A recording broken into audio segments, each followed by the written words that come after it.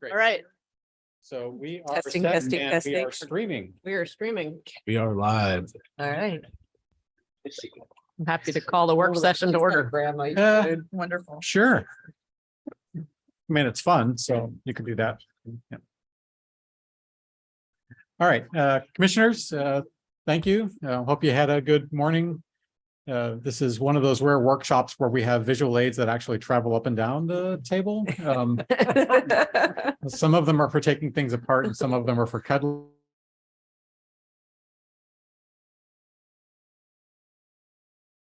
So we have two workshops for you. Each one should take about a half hour, and then there'll be an executive session, which will not be open to the public. For our first workshop, And Chris, can we just pause there on the executive session so folks know what it is? Because I think we created a little anxiety that it was some weird, crazy thing. It's yes, to there'll be an discuss executive acquisition. session related to real estate, which is why it's going to follow Thank the you. real estate workshop. But it will involve real estate matters that are not subject to public disclosure. So in those cases, we'll be like closing the doors in dramatic fashion, just so you know you're locked in a room with us. Our first workshop is on best practices. And as a passing up and down the table, I was telling you, and I'm ready when you are for my turn. So it's, We're ready for you. Let's go. yeah, I mean, my turn with the visual With the aids. baby? Yeah, Chris wants to hold the baby. yeah. Yeah, when my turn comes around, I'm willing to Okay, wait. all right. I was like, wow. So we do have a business item related to best practices. This is not related to the action item for tomorrow's business. I was just gonna do that. You approved best practices for the most recent fiscal year at your last meeting. And in that review, there were two comments that I wanted to bring back to you for a discussion here in workshop related to the possibility of new best practices. So what we're going to do is just talk through those two ideas. We don't take actions here in workshop, but what I'm looking for is just sort of a general feeling of whether you want either of these two things developed any further and brought back to you as a fully fleshed out best practice for you to vote on and include. We have huge number of best practices that are all mandated by the state of Oregon that all public bodies have to adhere to. We have one that this commission has added on related to doing real estate the right way, dispositions and acquisitions that comply with both current agency policy and priorities. And that's it. These two, like I say, came to us through the most recent review that you participated in. One relates to making sure that this body operates in a diverse, equitable, and inclusive way.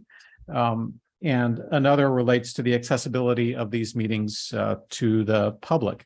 And I'd just like to spend a few minutes talking about each one, and we'll do the Diverse and Equitable and Inclusive Commission first.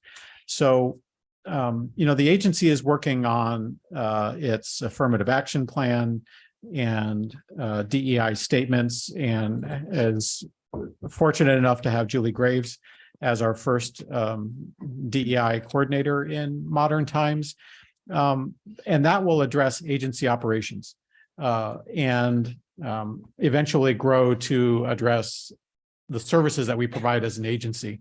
And thanks to Lisa's leadership, there's a lot of focus on becoming a better agency, not by growing the state park system or adding duties, the really practical, concrete things, but by becoming better servants for the state of Oregon. And we focus a lot of attention there.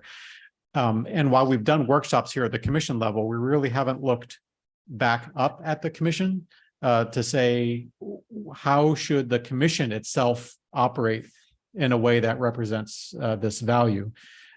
So what I've got for you here is not a proposal.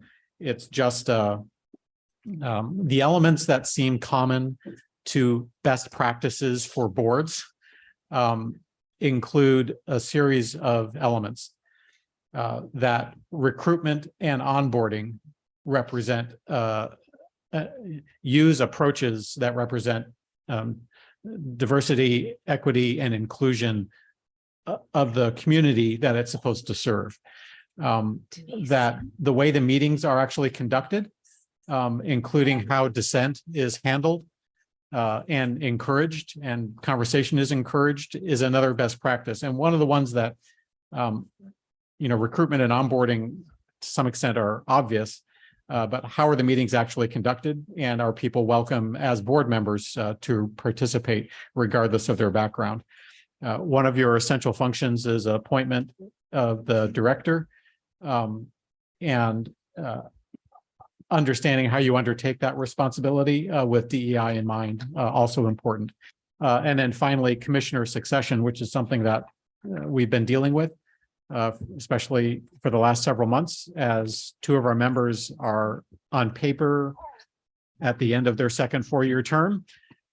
And Director Sumption and others have been like, where do we find candidates that we can encourage to apply in a way that's not just, well, I know somebody, or I know somebody who knows somebody, because that's one of the subtle ways that boards tend to feed back on themselves and not grow. They just sort of continue doing what they're doing. And while having a best practice for the commission doesn't resolve that issue, what it does is it puts us on notice to make a statement of what our principles are, and then create an action plan that ties back to it.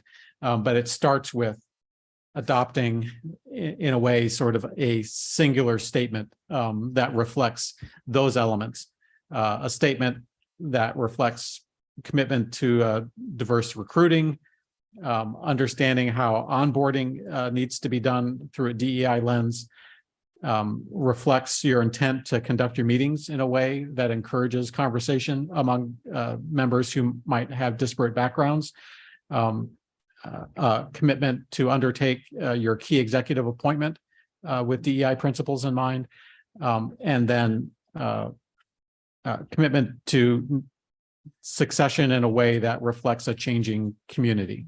So the conversation I will be taking notes on here is, what do you think about this idea of a best practice that embodies those principles, whatever the text ends up looking like? It's like, here are some points that it could cover, and I'm interested in what you think about it. I'm going to type. For me, would you explain onboarding a little more? What do you mean by onboarding? So people who are new to serving on a public body, either new to the Parks and Recreation heritage field, or simply new to public service, perhaps because they've never been invited to participate at this level before. We tend to be very mechanical and technical in our onboarding. Here's a form for you to look at and a form for you to sign. Here's the training that you're required to go through. An approach to onboarding that understands not everybody has the same background in public service might include, here's the foundational principle behind governance, or here's how boards function at this executive level, or what are your concerns, nerves about being in the public eye, maybe for the first time. And what do we need to do to make sure that this is a safe place for you to participate? And doing that during the onboarding process is normally where we would do training. It's, I think, where this kind of orientation would happen too. Ahead of, as part of the recruitment process, in other words, so you're. Yeah, I get it. I like the term. So same confusion I had, and while maybe after a little explanation, I like the term, the reality is no one's going to know what that means.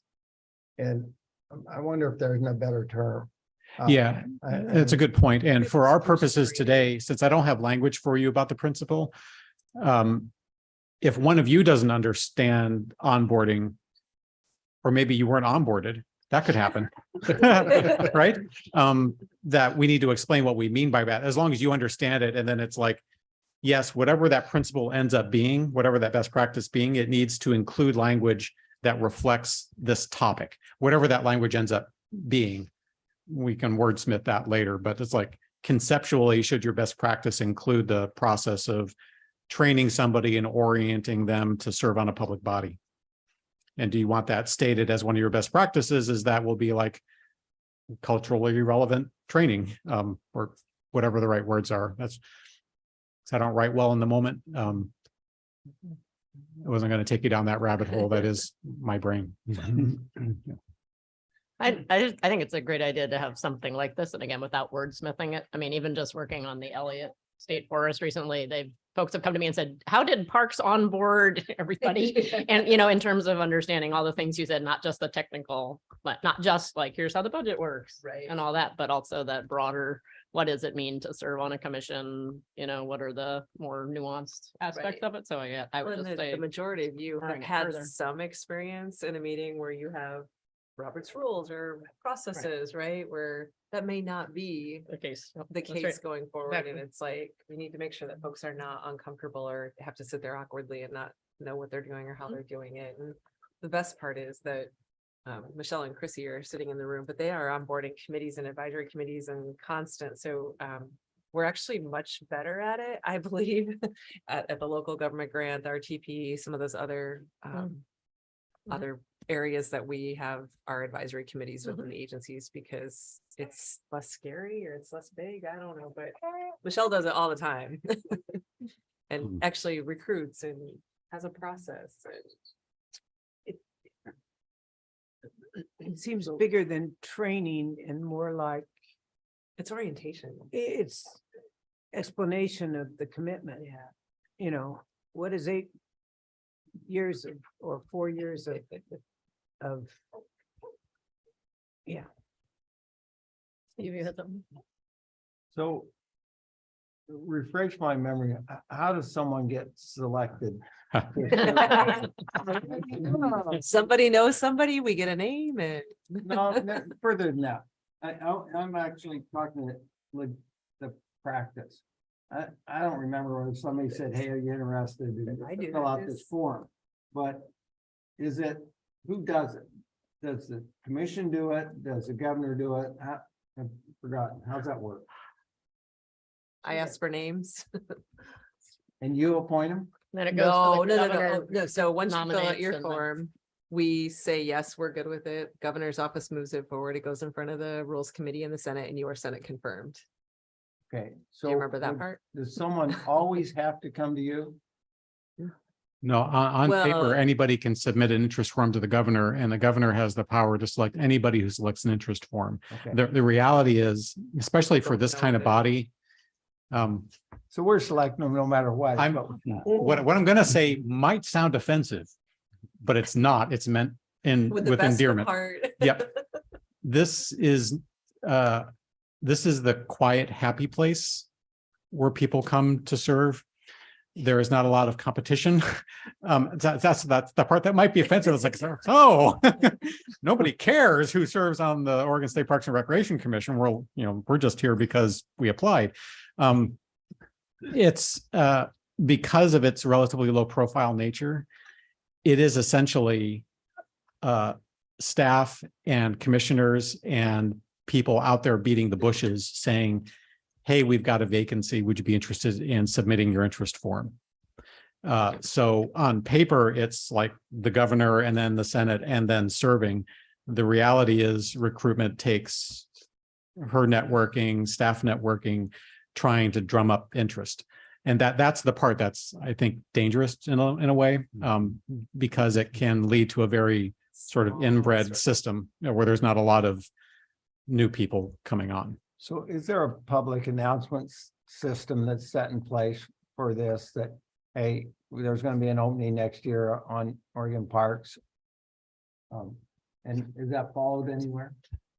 There Does is the governor not. do that? There is not. No, and there are so many openings often that the governor's office wouldn't probably have the time or attention to do those, although they do advertise, they have a list that shows which openings are available.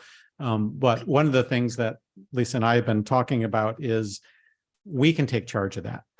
We can, in the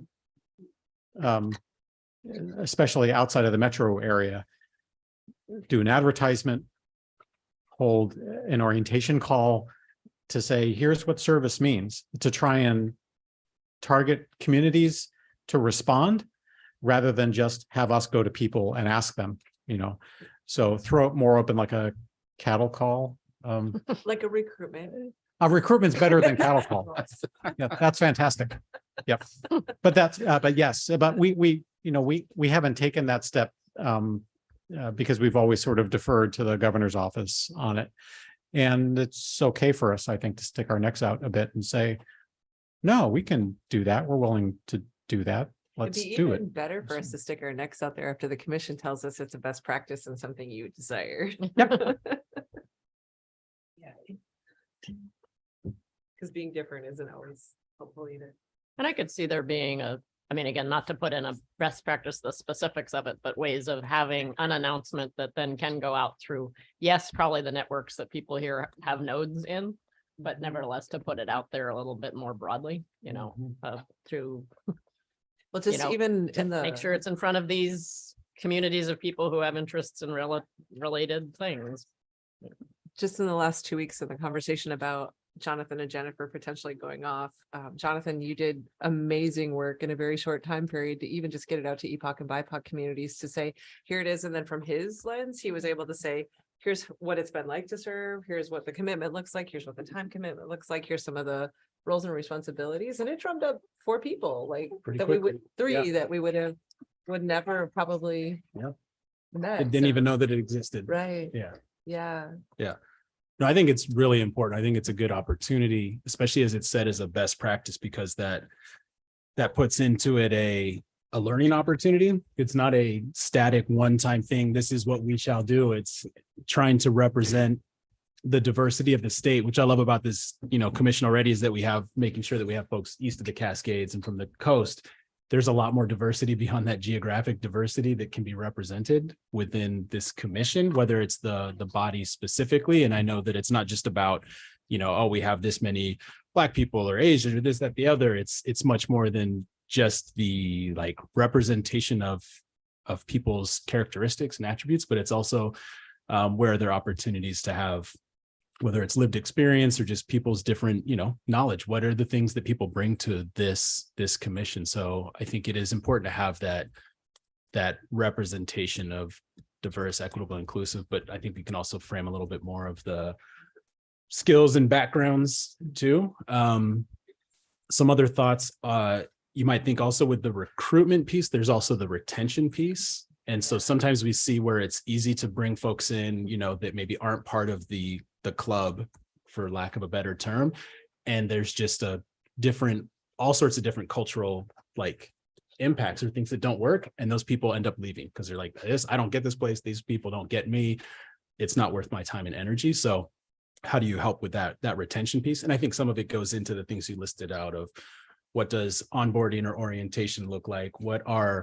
What's ongoing professional development opportunities or ongoing learning? As a commission, I learned so much from you all individually through happenstance, and some of it is through some of the trainings, but it's important with these, as we're bringing folks into these different systems and organizations and boards, it's not just about the people, it's about changing the boards themselves. So how do we think differently? How are we talking differently? How are we, the fact that we go around the state and actually hear from local folks, oh, this is what's actually going on when we're making these decisions. It helps us to be, better as a learning commission or as a learning body. So I think, that retention piece, ongoing learning is important. I feel with OREC recently too, and their advisory body, I think we had some newer language in there too that we used about how do you have some of that, different representation and inclusiveness.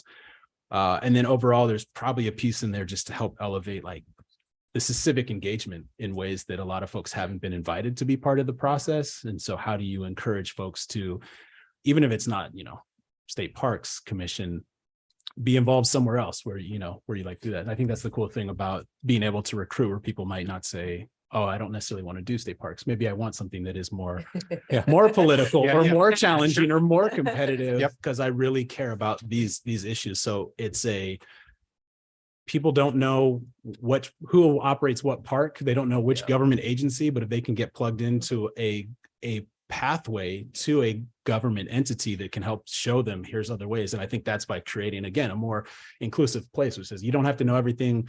We might not get everything right, but like, come in, come learn, come teach, and make this a better state, make it a better process, improve these institutions. We do have the opportunity, if folks, this is too much or not, we have plenty of other opportunities in the agency too, that we would love to diversify even further there too. So there's a great opportunity. And then to be thinking about anywhere in your onboarding, what was helpful, what wasn't helpful, what would, in hindsight, wish you would have had, or experiences that would have made onboarding you and making you up to speed. It's hard when you travel and you get to know each other, because even just the dialogue of thinking about bringing in 3 new commissioners right now while you're in the middle of adopting really big policy decisions, trying to onboard somebody in the middle of that seems Mhm. challenging too. And- So And also one other thought, I think we want to be explicit in those areas. We need to be explicit rather than implicit, because sometimes we'll say, oh, it's diversity, equity, inclusion, but like name the things that we're talking about. Are What we does that talking about mean? race? Are we talking about ethnicity? Are we talking about,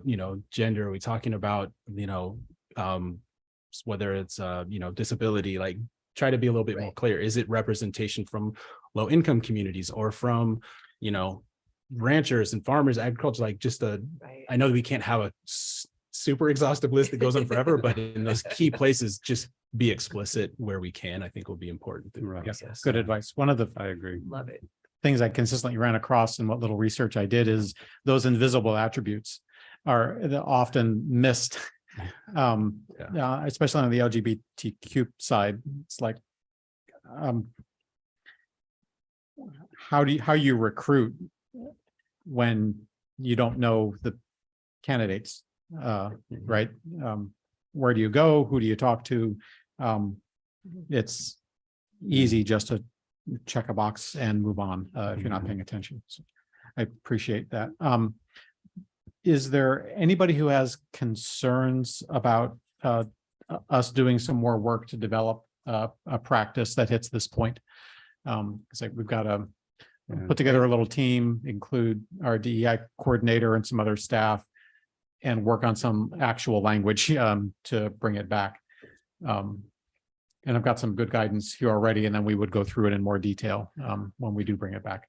This is not a concern. Do we know if any other commissions across the state have done anything like this, even if it's not in their best practice thing, in terms of thinking through the kinds of things that you've done? That will be my first question for Julie. I did check best practices and I didn't see Yeah. any will. that were useful. There were a couple that were very, very general along those Okay. lines. It's important. This Okay. was- yes, the sky is blue. How does that help you be a better board? I don't know. Well, and Jonathan and I were having this conversation in the van. It's like, so we've been talking about this for over 8 years, Mhm. easily over 8 years. And at some point, it's like, somebody's got to go first, right? So this, Yep. it's a good opportunity. So. Yeah, I just would follow up on some of what Jonathan's been saying as well, to just again express support for the idea of thinking about diversity in all these different forms. And there are different forms of recruitment for different places where that might apply. And of course, me being me, my mind goes right immediately to tribes. We are always going to want to have tribal engagement and a tribal presence in some way within the OPRD process. And tribes have those offices that exist to administrative offices and that can do outreach within their own communities. And there's certain commonalities in the kind of recruitment materials you might distribute to that community. A strategy, for example, aimed at that seems very appropriate. But I do think I remember being onboarded myself. I do clearly remember that. And I do remember, and I mean, I am faculty at a university. I would have struggled to get through some of this process if I didn't have people who were a lifeline to tell me, here's the form you need, here's the person you need to contact, here's how the process goes. And a lot of that was sort of, I had to develop some informal channels of communication to navigate that. And I'm interesting. coming from this place of education and privilege Yeah. that's, and I'm thinking, what would it be like for somebody who didn't have that exposure to those administrative realities behind the scenes to navigate that? It would have been very alien and very unfamiliar. So trying to those sort of step-by-step moments through the process, I think are very important, because I felt vaguely disoriented being onboarded. And I can't imagine And I think Yeah. about the broad forms of diversity. I think what would our conversation today have been like out in those parks if we had had somebody there who had been economically disadvantaged to the point where they'd had to like raise children in a car? What kind of conversations would we be having out there that were different? Or who had been homeless for a time? And so economic diversity to my mind. And how do you find that? Yeah. There's not a checkbox. It's very hard to tell when you just look at somebody. Did you recover from a period in your life where you had to live in a car? That's hard. And yet think about the difference in the conversations we might have if we had somebody, regardless of race, creed, color, but just that experience of what poverty is like in Oregon. And so I like the idea of trying to think broadly about this and continue to work in those targeted ways. But as you say, it's very hard. But in principle, it's good. And it's aspirational is what we need to be doing. All right, we will take a crack at this and bring it back. Steve? So before we go away from it, and Jonathan, thanks. I mean, I always appreciate your broad look at these kind of things. So a couple of things come to mind. Are we talking about adding this on to the best practices that we weigh each year? And I'm going to tell you, this is going to be difficult for a commissioner to look at it and go, oh yeah, we did that. So that's going to be a challenge, I think, as we think about this. But I'm going to tell you today, from my perspective in Eastern Oregon, the biggest diversity we have is rural folks think that urban folks, let me narrow that down, think that Salem doesn't know they exist. And I'm not sure how we put that together. And I'm personally sick of the fight, and I hope everybody in the world that's listening to this heard me say that. But the reality is, if we're going to do this, this is more than race issues and the many other issues. There's a ton of them, and being specific enough to get the list out there so we hit them. And then what does that mean? As has been said here, what's that mean to the new person? What's it mean to us when we try and weigh it? Did we do that right? And how would we even know in some of these instances as a commission member? We're not hands-on on a lot of that stuff. So Yep. I mean, I like it and I think it holds value, but weighing it annually, I don't know. I'm struggling with how to do it. Yep, that's one of the things threw in earlier was like, this needs to be tied to an action plan that's got the details on it. And a best practice might be as simple as, how well did you adhere to your action plan? And then we can start burying a little more detail in there. That's trying not to engineer too much here before our a group meets. But I think there are ways to crack the nut there. Just, it's going to be a happy challenge. Necessary one. All right, thank you. The other one was a comment that you made, Doug, and you very specifically says, I don't know that this needs to be a best practice. I stand by that. But I just want to give you all a chance to pick Doug's magnificent brain that if you do a physical thing that by meeting, it gives people a chance to see your work and to interact with you. And we do it in a way that fully complies with Oregon's public meetings law. I hope. Checking the list in my head. But we don't do any more than that. So, we're required to be physically accessible with the meetings and to offer on-site and remote options wherever feasible. The law doesn't tell us what that actually means. Our meetings are open to public comment as a courtesy. You don't hold hearings for your meetings yet. I'm looking at Steve to see if we end up changing our rulemaking process so that the commission meeting is always a public hearing. The director apparently has a vote on that, but she actually doesn't. You do. Gypsy, look at me. So, and that, it's just happenstance that you meet in geographically diverse locations, something that you were mentioning just now, Jonathan, that that's good for commissioners and it's good for the community, but we don't do it. It's not written down anywhere that we're going to do it. We just do it. So yay us, but do you want it written down? So Doug, you want to? Well, yay us. Yeah.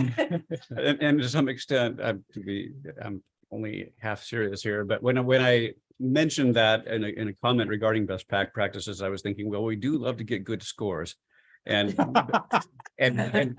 we've been making great strides in accessibility. So in some ways, yeah, yay us, but at the same time, I think it continues to be a goal worth calling out because especially during the pandemic, you have made, I mean, your technical know-how and the agency has. Yeah, it took us Yeah. to beyond, way beyond. Several what I've been people, doing. several people in this room have Yep. played a very important role in turning a corner in how we communicate with the outside world. And that accessibility, the capacity for the public of Oregon to engage us, to be part of this process, to ask meaningful questions and have their voices heard. We've turned a corner without even really commenting on it. And I think that to some extent, this was me pointing out that we've turned a corner without even really commenting on it in terms of how accessible we are. That's good news. At the same time, in parentheses, I should follow on what we were saying before the meeting, that I'd be thrilled if these YouTube videos would sort of die a natural death someday, unless there's some compelling law, policy, regulation that tells us we must keep them out in the ether for people to view 40 years from now, watching us comment on these things. I'd like to think they go away someday, especially when my daughter dyed my hair orange. And I think that was recorded on there, for example, or, dumb things I've said. Now I'm gonna look. Yep. Yeah, it's in there Yep. during COVID. I was gonna ask why you're wearing a hat right now. It's fine. It was a slow day at the Beer House. So, but I'd like to think that maybe they do go away, but that we actually think a little bit more about the question of accessibility, because I think we've gone through a number of changes in how we do it, the technology, the question of does a YouTube video of us live forever? All those kinds of things are out there and worthy of discussion. Now, whether this needs to be a best practice or not, I don't know. I do like the idea that we have some goals that we wish to always meet. And we basically, as long as we get the system up and running and it's functioning properly, we're basically meeting the standard. So I don't know if it needs to be a best practice or not, or it's just simply a discussion we have in here. We agree to a set of procedures and principles, and then off we go without necessarily having to assess ourselves every year. Yeah, I don't know. What do you think? I think we have enough to work on with the first one. Thank you, Commissioner Berger. Yeah, it's gonna be a big lift. But I like the idea, especially because I'll be getting off. committee. I'm responsible for it, But and anything that's on the internet is there forever. I'm just gonna say that it's all there. It can always be scraped. Like it's there. We have to deal with that.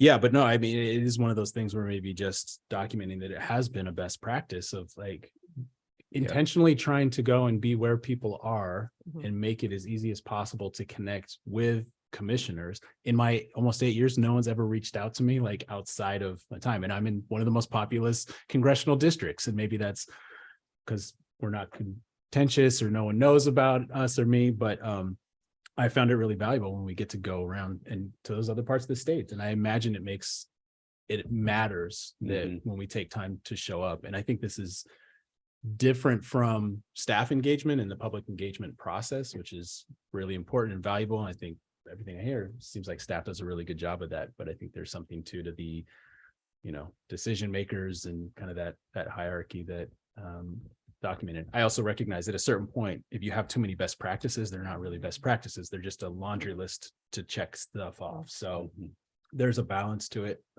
Obviously not making a decision now, but I think that it is something interesting to consider of or where does that live of where the commission wants to be a best practice for this practice, I guess, right? If it's something that we've been doing, or maybe it just becomes I don't know. I think it's an interesting idea. I'm glad it was raised. So. Yep, and we can include it in the agency as a policy and procedure that instructs staff on how to put meetings together, where to place them, all of the things that I just sort of spelled out. Yeah, could be addressed there rather than here. Right.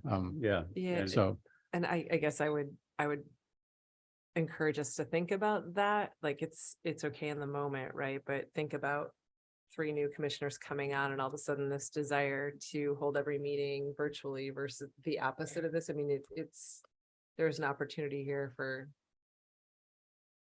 a different kind of accessibility. And I think setting your policy intention of that is helpful. And I also I would worry a little bit about all of a sudden being in a place that it could get tricky. it could get really tricky. And I don't know, it's a best practice. It Okay. feels like Yeah. it's more of a policy, like you've said, this is what we want to do and how we want to be accessible. Mhm. And at the same time, accessibility There are is, trade-offs. yeah, there are trade-offs to that. And, there are times that we're in places we can't get technology. And so Mm. we've been really careful about the where possible piece because you've seen some of the places we're in. There is, I mean, I know you guys can do magic They and can. Starlink is amazing and, Yep. but to create an expectation that we can always Mhm. is concerning because then all of a sudden you're in places where you're not getting into the local community and you're not really getting to the people. So some ambiguity is not horrible either. When the power goes out, like, Yes, so the power goes out in Yeah. 4 Yeah. counties and Right. Yeah. So do you have, So, you three? Yeah. so I almost wonder if it's not more important to set a best practice of attracting the public to listen, participate in our meetings. I mean, Mm.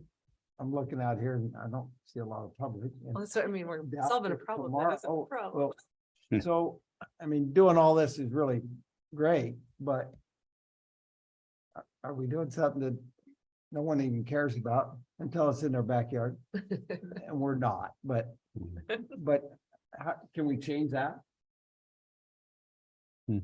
Are you So- really looking for more to do? I guess is what I'm gonna ask. Yes, a lot of best practices. Yeah. For a citizen volunteer group. Yeah.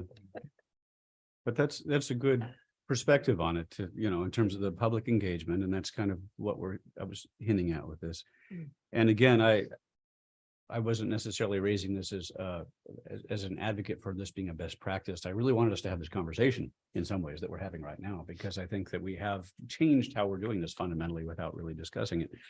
I do get contacted strangely. I don't know why. Maybe I'm naive and bumbling down the street and people approach me, but for whatever reason, I do get contacted a lot by the public about state park issues. And I've been getting in the habit of giving out Chris's email address. That happened.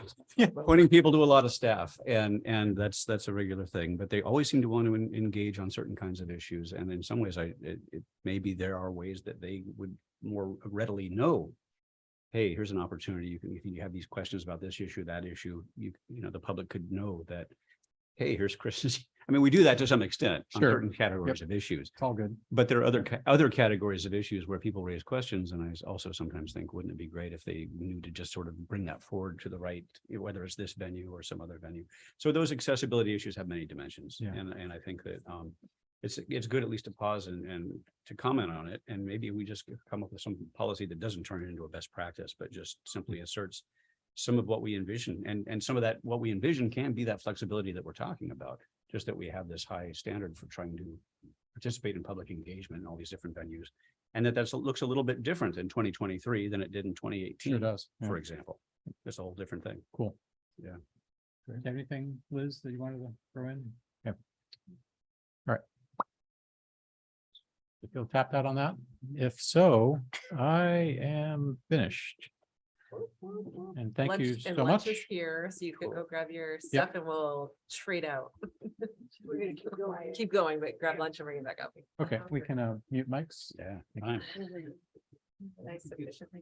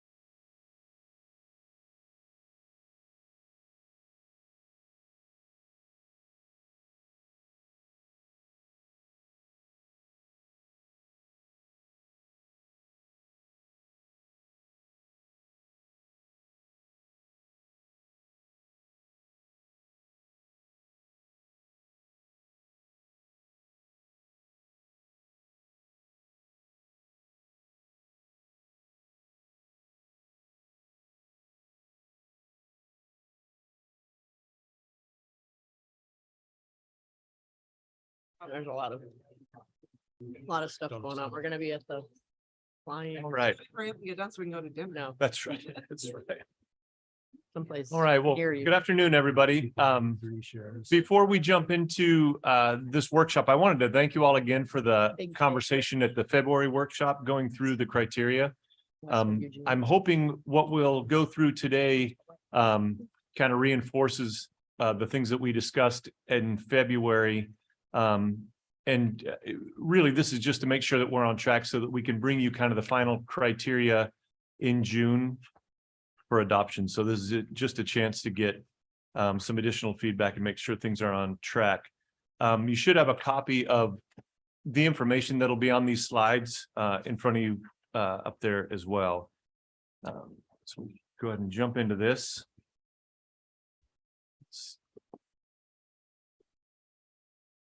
All right, I figured it would be here. Just one second. I'm gonna try and. Good to go through some of the takeaways from the last couple of meetings, and again, especially the February workshop. The idea of differentiating between the criteria and the conditions. I think we came to the conclusion that a lot of the criteria that we had, if you recall, there were 11 of them. Some of those were really more considerations and not necessarily hard, fast criteria. So I think you'll see that reflected today. Another thing that we didn't necessarily talk directly about, but one of the comments that Commissioner Blasher made really made me think about creating kind of this vision for property acquisition and disposition. And it was around, what kind of experiences are we hoping to provide when a visitor comes to a park? And so we worked with Chris to get some language together around kind of drawing from the agency vision and really helping that outline where we go with the acquisition and disposition. We talked a bit about the fact that the statute and rule and policy, we didn't need to kind of restate those things with the criteria. If you remember, the statute and rule really helped inform and is almost verbatim in our policy. We didn't need to kind of reinvent that again in the criteria. And so these criteria are going to look a little bit different than they have in the past. And then just making sure that the language that we have in the criteria and in the considerations is relevant. So I have an example, just things like climate change and those types of things. So I'll go quickly through. I'm not going to keep, I think the last workshop was 2 hours. This truly is meant to be a half an hour review. While it may not stick exactly to a half an hour, it should be pretty close.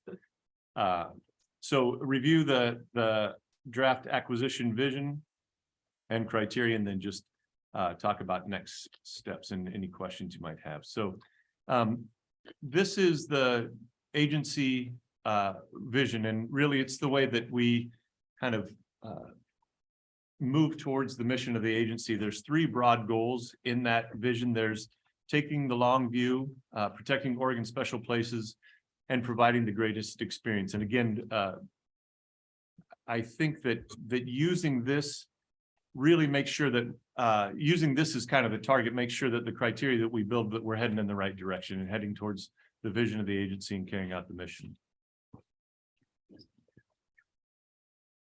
And so here are those 3 goals defined in a little bit more detail. So that first, protect Oregon special places. Policymakers and Oregonians take action to protect priceless places in Oregon. And then the agency builds on that legacy by maintaining and improving the parks and community and heritage programs. I won't read through, I guess, each of those, but just know that this is kind of the overarching goals of the agency, and again, kind of that target that we're aiming our criteria towards to make sure that we're staying on target. So here on the left side of the screen there, you can see those are the previous 11 criteria that we had. And we've narrowed that down to 4 that I think hold a little bit more meaning.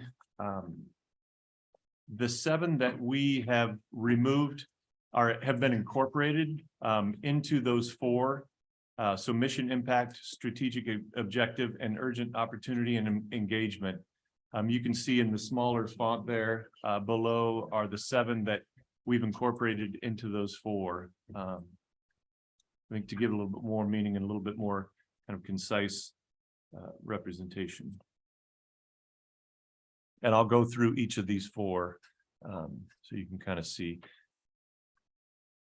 The other thing that we've done is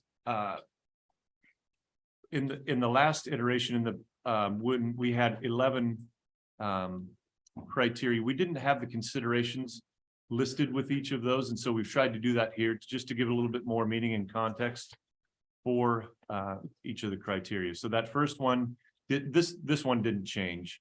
The mission impact and the considerations, policy favors acquisition when it will improve the portfolio by adding properties with these attributes. It favors disposition where these attributes are lacking or a capable partner is better suited to be the steward. And so asking ourselves, are there stable like mission partners who manage properties that embody these values or are capable of doing so? So this is really just taking a well-rounded look at a property. Does it add to the portfolio? Does it contain these outstanding resources? Or is it something that maybe is more of a regional resource and is better maybe managed by a county system or a city system?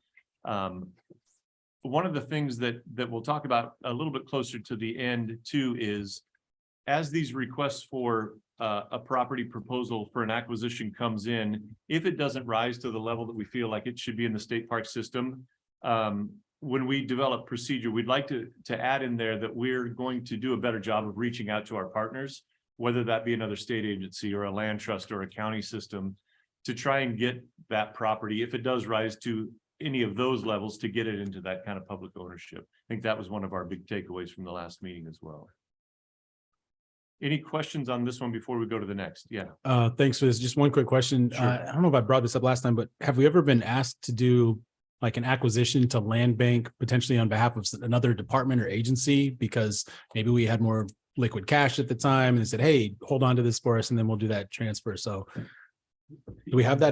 Do we have examples of doing that? I may No. ask Chris, I think- he may have a little, or Kimmy may have a little bit more history. I'm not sure that we've done that on behalf of another agency or entity. I know that we have had other entities do that on our behalf, Okay, but I don't know. I've seen that. Okay. Yeah. Cool. Because I want to make sure that we're not inadvertently setting ourselves up where like, actually we want that because we'd maybe want another agency to do it. So if we're so narrowly focused on mission Yeah. that we miss all the natural resource departments that we maybe want to be, collaborating with. And so, yeah, just was curious about that. I hadn't asked Yeah. it last time. And I think this next criteria may get at that a little bit more, as well as the engagement one. Cool. May answer that a little bit more. Any others before we move to the next criteria? Okay. Okay, the next is strategic objective. Acquisition is consistent with long-range planning, enhances existing areas, or strategically leverages replacement lands or funding. The considerations that we've identified so far that go along with this is, does the acquisition position OPRD to extend or improve public service in the face of changes wrought by human development, climate change, and epic environmental events like earthquakes, tsunamis, volcanic eruptions, floods, and wildfire? So we're being proactive in the face of some of these human-caused and natural disasters. Is the property consistent with priorities stated within a park master plan or other plans adopted by the commission, like SCORP, statewide trails plan, park system plans, etc.? And then once acquired, is the agency ready to commit to development and management of the resources necessary to provide tangible public benefits? And then acquisitions buffer existing properties, solve management issues, or provide replacement lands anticipating full-scale loss of parks. So again, this one's pretty broad, but to me, it's kind of a forward-looking criteria, trying to be strategic about looking out and protecting the properties we have and protecting the access to those properties. So as I read through these, one of the things that keeps going through my mind, and it's social media and they can change the direction that Sure. our society is moving in so quickly. And we're talking about long-range planning, which is totally right on. But what do we do about those quick ones? I just looked at one of the new YouTube off-road guys working with the state.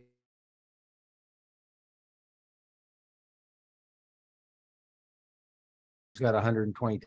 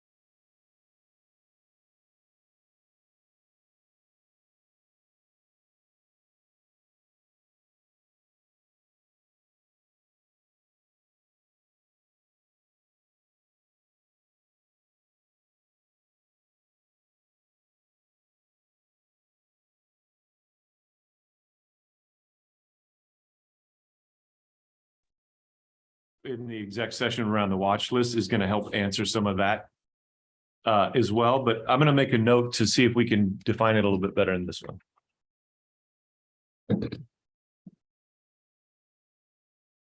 I have a question on the previous one. Yes. too. Um. When at the bottom when it says anticipating the whole scale loss of parks, can you explain what you mean? That really is, in my mind, kind of related to things that like coastal erosion, where we're losing large chunks of property. And so what are we doing in the interim to make sure that either we're buying west or excuse me, east, on the eastern side of a piece of property, maintain access, is kind of what that's aimed at. Okay. Does that help? Yeah. Okay.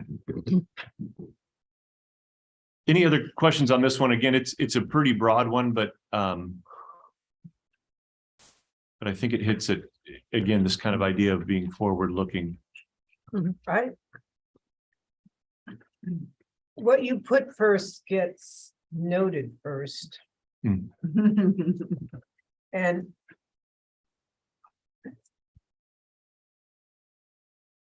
I would put first last. Okay. Maybe it's me, but the second one seems to me to be almost so obvious you shouldn't state it. Right, right. Yeah, No. Yes. And so I would put it first. I Okay. mean, if we're gonna state the obvious, let's put the obvious in the first Okay. place. yeah, Because the emergency clause, which is the first one, mhm, reads like an emergency clause to me, which is, but that's just the way I read things, and maybe we should put the emergency first. I It's interesting you bring it up. So in my notes for the presentation, I actually changed them and I couldn't tell you why, but I did originally have the planning one first and I had the first bullet second. So I'll go back to that. Well, that's how I feel Yeah, about no, I think it. it makes It's like a house on fire, right. and then you get to, the foundation of the house. Yeah. And it just seems like you almost, the second one is so obvious that it's. Sure. Yep. No, I think it's a great point. And again, I'm not exactly sure why I changed that.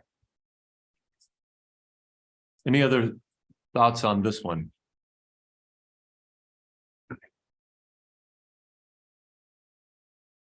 And then the urgent opportunity. I know we talked briefly about this, but I don't know if you have thoughts. I will try and get some more language in there in terms of just trying to be a little bit more nimble. And I think some of this too, at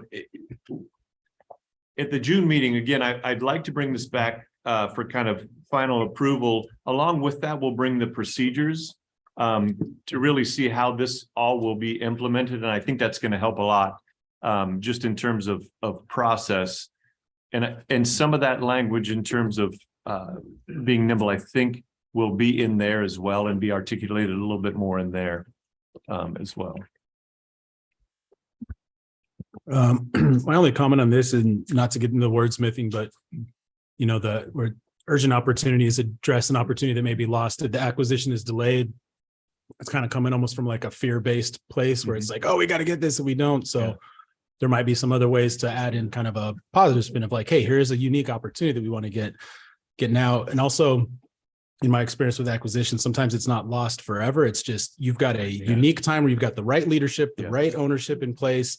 You can make the deal. So it's coming at it from a, I don't know, less of a fear place, just really talking about the opportunity that is in the moment. But also acknowledging, you don't jump on some of these things, you will lose them. So just maybe striking that balance. Okay. Yeah, thank you.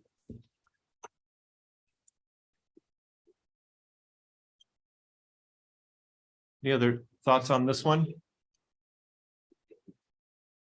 I actually like that, Jonathan, because it will help with the price negotiation, because when all of a sudden that is the criteria, Yeah. that it's urgent, Right. and if we miss it, all of a sudden it's a higher variance than 50% of our. Yeah. We can create artificial urgency. You can create artificial urgency in time. So Yeah. because also what's not about loss, but gain, like what is that urgent opportunity for gain Yeah. also can be in there. And We had gone back and forth with the name of this one too, and I don't know that, again, going back to wordsmithing, but we'd originally had it titled Pressing Opportunity, so it didn't sound it just sounded a little bit different. So I will go back and kind of work that one around a little I bit. think urgent makes sense because Okay. it is kind of that time. I Absolutely. heard someone say time, right? Time bound consideration where there's a unique moment in time where you can get this thing done. So you want to be nimble, you want to be quick and jump in there knowing that. And your sense is the opportunity is not just the opportunity to acquire, but maybe the funding source or something. But Good yeah, call. that's true. Yeah, maybe it is a funding source thing Mhm. too, or Federal funding source. yeah. Or you finally have a willing Yeah. seller or partner, or, I mean, it's just, there could be all kinds of things that converge at the same time that are unique and urgent. Yeah.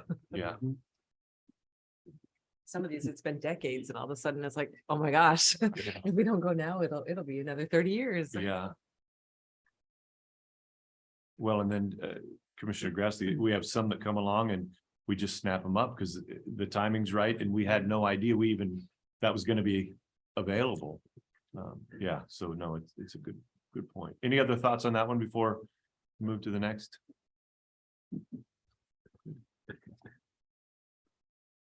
All right, and the final one is engagement.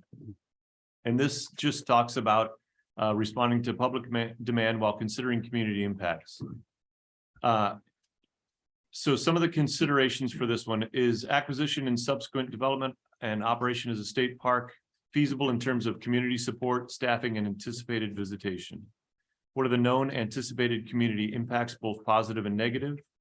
Will the overall long-term public benefit outweigh short-term feedback? And would state park ownership draw visitors from far and wide and be perceived as a positive by the surrounding communities?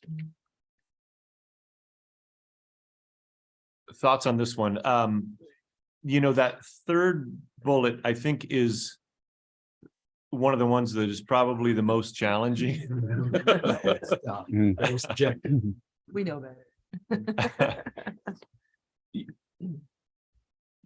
I'm trying to Feedback. suggest a way to reword. No, it's okay. that. It's okay. I don't know. Let me think about it now. Wow. Well, this goes back to your long view Yeah, Right. and Yeah, I'm uncomfortable with the word short-term feedback too. Yeah. Yeah. Can't write NIMBY in there, but that's okay. Right. Near Yeah. term considerations. Right, Yeah. I agree. Yeah, I think feedback needs to be, Near term Struck. considerations. yeah.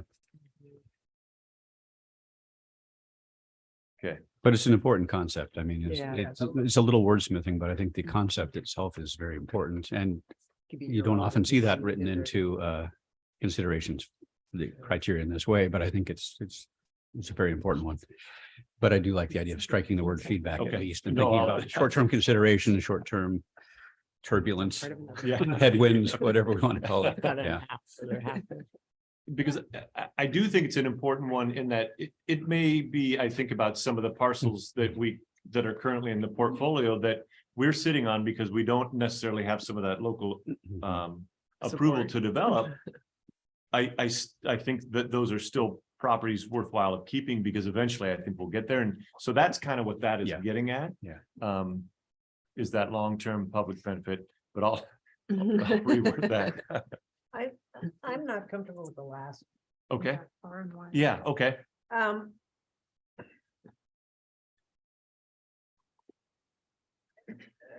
It's. Perception. I'm not sure why I'm uncomfortable with it. I'm not sure it's stated as a consideration far and wide. Yes, all state parks draw visitors from far and wide. That's kind of their purpose. How far is far? How wide is wide? Yeah. Is not defined, and how it's perceived. It depends on which part of the community you're talking to. If you're talking Right. business community, Right. they'd say, oh, yeah, it's Love great. it. You talk to neighbors, oh, well, they'd I have a hate different it. perception of that. And I think that what we're trying to point to is how hard we work with the community. Mhm. Okay, in how hard we put effort into determining whether this acquisition is gonna fit with the community as a whole, and I just not sure that language gets us there. I'm just Do you, I think it's a great point, and I almost wonder if in the other three bullets, we already kind of have that. Yeah. Do you know what I mean? That's Okay. what it's about. It's Yeah. about working with the community and determining whether this acquisition is going to fit in that community yeah. in such a way that the visitors and whatever is gonna come with that park, Right. whether there's far or wide or right down the street, Yeah. will there'll be a fit Mhm. of some kind, or at least they know what's coming and they understand it, and they're willing to partner with us in the finding out. Known to be this- 'cause anticipated. Who can know? Right. I mean, who can know what it suddenly put a Mhm. park somewhere? Yeah. You have a Go, comment? I'll go to you. Yeah, but I Well, I also feel like what's missing here is we're not addressing an engagement, like our mission of getting in underserved populations, like Mhm. through this engagement bullet. Like, Yeah. that's not in any of these. So I'm wondering if maybe that's how we change number 4. Yeah. And address, that we're an evolving system that is trying to also bring in populations as they evolve Yeah. and bring them into our parks and what that looks like. I don't know in terms of verbiage, but Yeah, and other that's, people have better ideas. I'm sorry to interject between you two in order here, but that's also some of what I was wanting to get at is that we had a conversation here shortly, not long ago about community engagement or engagement writ large, and in terms of our criteria for evaluating ourselves. I think community engagement is hugely important, both on the front end when we're talking about acquisitions, but also when we're talking about land disposal. Yeah. There is a very high bar for community engagement. And I think that that's what I'm seeing all the way through this is that, yeah, and I'd be comfortable striking that fourth point if we were somehow, or rephrasing it in such a way that we're sort of accentuating the importance of community engagement. Mhm. What we do with that engagement is another issue because I'm sorry, Jonathan, I'm leaping in here, but how you determine whether or not it's a good fit after community engagement is a subtle art. I mean, and when Commissioner Berger is speaking, I'm thinking, architects speak of this like concept of goodness of fit. Yeah. Which is, you know it when you see it, like art or pornography. Right, precisely. You kind of know it when you see it, but it's hard to establish considerations that pin that down very exactly. But the point is, we want goodness of fit and we want community engagement to assess how good we feel about the fit. Yeah. And to make some big picture determinations, but it's not an easy thing to kind of quantify or to really pin down in that way. You really have to look at the variables, and each case is going to be a little unique. Yeah. But I do think I want to propose a high bar for public engagement, as Commissioner Hill was just saying, Yeah. for acquisition and for disposal. Absolutely. Yeah. Because we have that huge commitment to the public. This is a public trust we're talking about, and we really need to take that seriously. So anyway, apologies. No, that was great segue. I was going to talk about disposition. There you So, go. Yeah, that's great. And I think on the community impacts piece too, I noticed with the considerations on the kind of the first page where you took some of the other previous criteria out. One of them is geographic representation. And I don't think this mentions explicitly geographic representation, except for that last bullet point. So I think that is something still that would be good to consider. And then I don't know, also with community engagement, this talks about public demand, is there interest too in the other, maybe that's part of under the strategic objectives, but just other agency demand or interests. I don't know if we need to be explicit in referencing tribes, which are not part of the public, but are very important partners in this, or seem to be growing in that in our relations there. So, yeah. And then with the disposition piece, I'm just wondering, how have you all it's great to see this updated criteria. Have you been kind of like reverse engineering this, saying like, well, what does a disposition look like going through this? Like, I think of that, the last bullet point there, if you're drawing visitors from far and wide, if you're saying, oh, people aren't coming here, so maybe we dispose of this, right? Is that going to be a criteria? And I know it's all of these things you're looking at.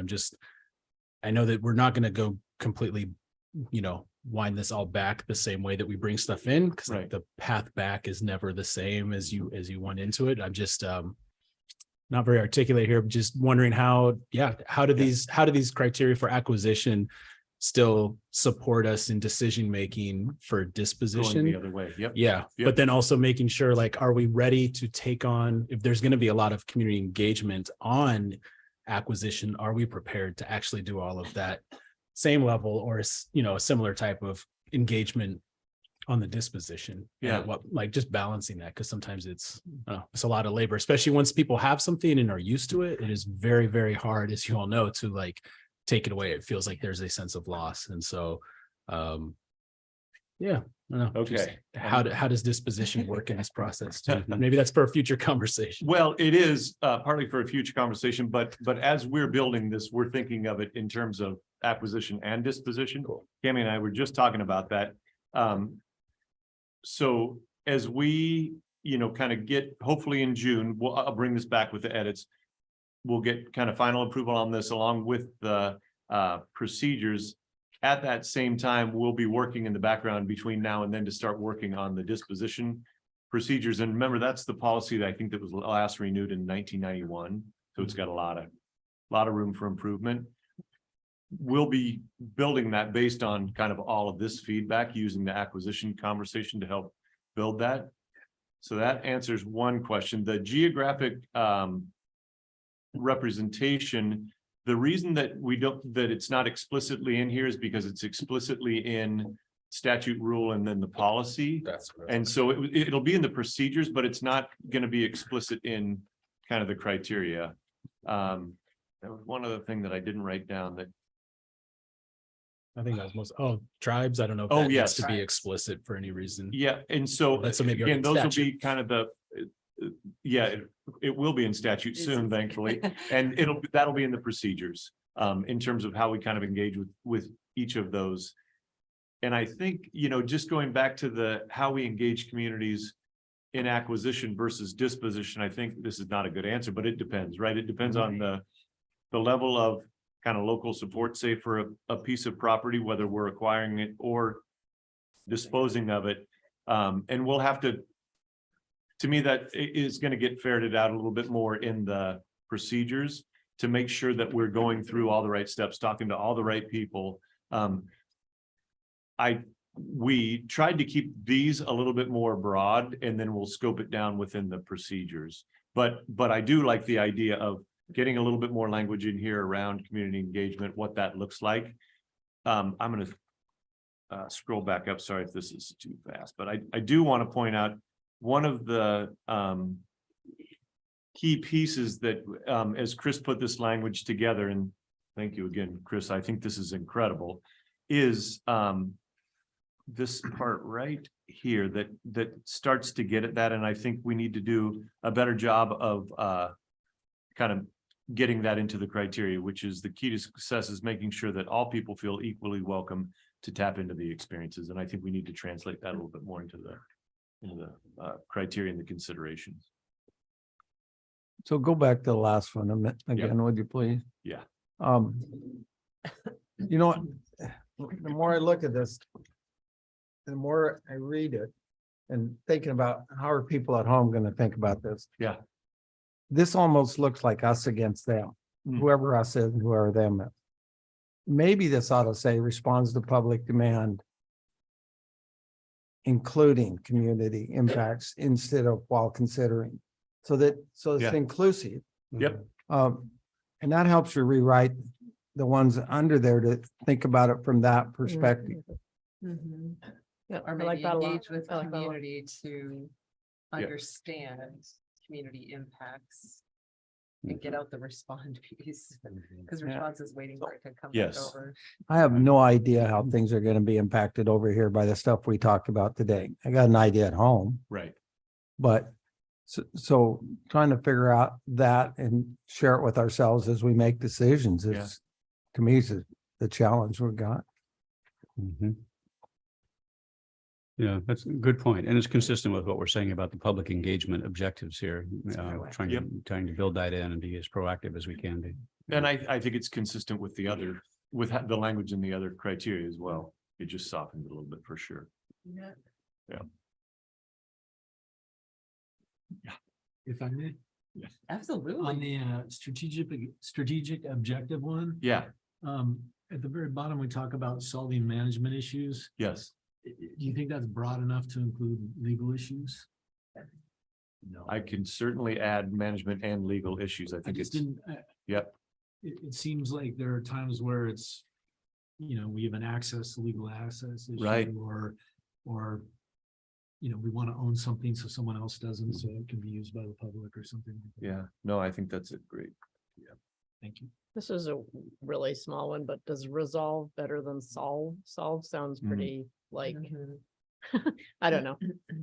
How often do we really Yeah. solve something, but we might bring it This to is a really cool. close. If you guys are finally You know like what I just wordsmithing it, I think I know. we're arrived. Yeah. Instead of solve, Awesome. maybe minimize the pain of management. Okay, and the last piece that I just wanted to. This is kind of just a footnote that will kind of weave into the procedures again, but it's this idea of this came through pretty strong at the workshop in February, that if we're not the right place for a piece of property to land, that we're developing good relationships with our partners and making sure that that we're at least exploring other options. Mhm. So again, I like it, Yeah. but I don't like that if the proposed acquisition is not a good fit. Can we figure out a way to say that more bet. proactively that? Yep. Yep. I'm struggling with word. In No, considering it's if a okay, yeah. proposed acquisition, in considering if a proposed acquisition is, whether or not it is, whether it is a good fit. Are we Or also simply- considering if there are partners who would be good options for, something like that? Or if we see an acquisition as a better fit for another partner, how do we right. share it Yeah. with them? Mhm. Okay, Could be a good fit for us and a better fit for them. Can you remind me, what is, don't underestimate, and especially in terms of historic properties, what is that referring to? that was a note from just the discussion at the February workshop. That was, and Cammie, you might be able to expand a little bit on that.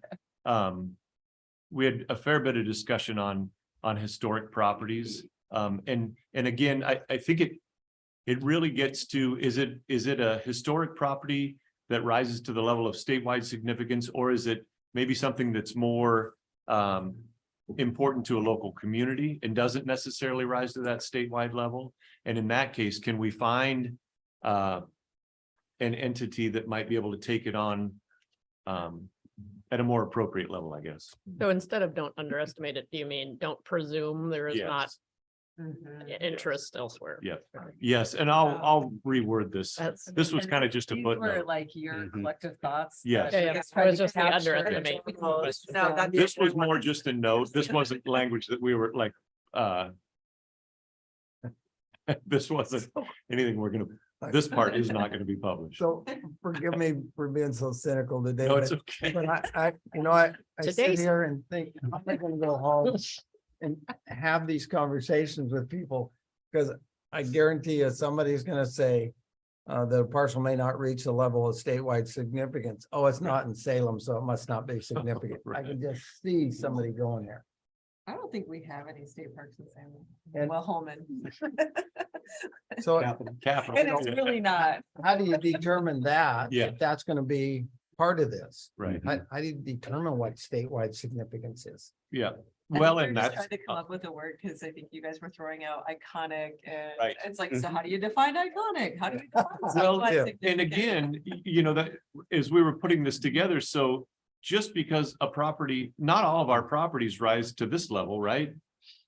I mean, I It could be an think easement for. it can be an easement, it can be a small piece of property for a trail connector. Mm. You know what I mean? So these are the criteria. Not every single property is gonna hit all of these by any stretch Yeah. of the imagination. And so, you know, again, we'll be able to articulate, we will articulate that a little bit more as we put the procedure together. These were just kind of the base criteria to get us there, Mhm. if that makes sense. Because, yeah, it's not every piece is gonna hit, maybe even two of these sometimes. It just depends.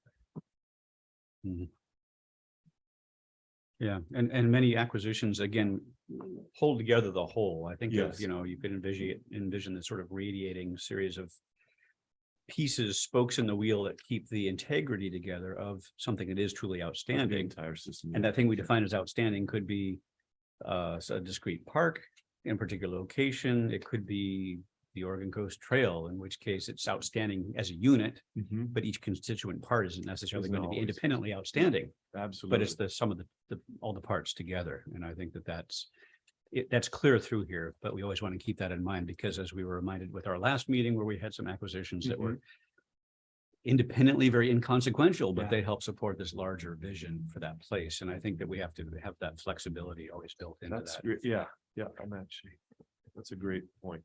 Well articulated.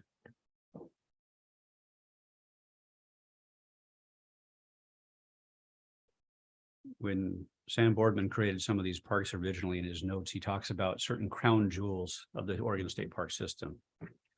And yet, when I look at those properties that we're discussing, the acquisitions we talk about today are not independently. You wouldn't find them in a jewelry store. Right.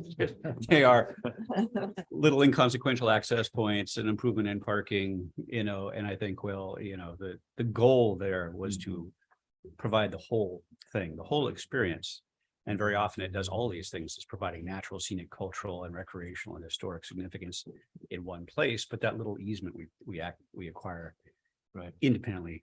Yeah. Yeah. Nobody would look at that with a straight face and say it's iconic or it's, Exactly. you know, but we still have to always A piece. accept that Yeah. the integrity of the system depends on the integrity of outstanding areas, and the integrity of outstanding areas depends on lots of little All pieces those little, that have to fit together as a whole. So as long as our thinking kind of aligns with that in terms of how these are stated, then we kind of have those necessary workarounds when somebody comes to you with a little gravel parking lot and says, here you go. It's iconic, trust me. It's like, well, maybe it is, maybe it isn't. How does it help hold up the foundation of that iconic thing or not? You Yeah. know? Yeah, perfect. Thank you. Thank you. Any other thoughts? Nicely done. Thank Matt. Very helpful, yeah, I- super no, helpful. Truly, this is me taking the team's work and putting it together. It's, Interpreting us. Go team. so we'll incorporate the notes and bring it back again. I'm hoping we can, I'm sure you're ready to wrap this one up. And so I'm hoping we can wrap this one up at the June meeting along with the procedures, and then introduce and move on to the disposition, which I think should go much quicker just based on the amount of work that we put into the acquisition side of things. That's me being optimistic, but I think we can get there. Thanks so much. Thanks, Yeah, Matt. thank you, Matt. Thanks, Matt. Good luck to your little daughter. Thank you. All right, Mr. Shipsey, I think you are taking us into a special executive. Put everything down. Yeah. Start the exec session for the staff or remote again. Okay. So do you want to close out So- the work session? Do I what? Sure. Absolutely. Yeah, I You have guess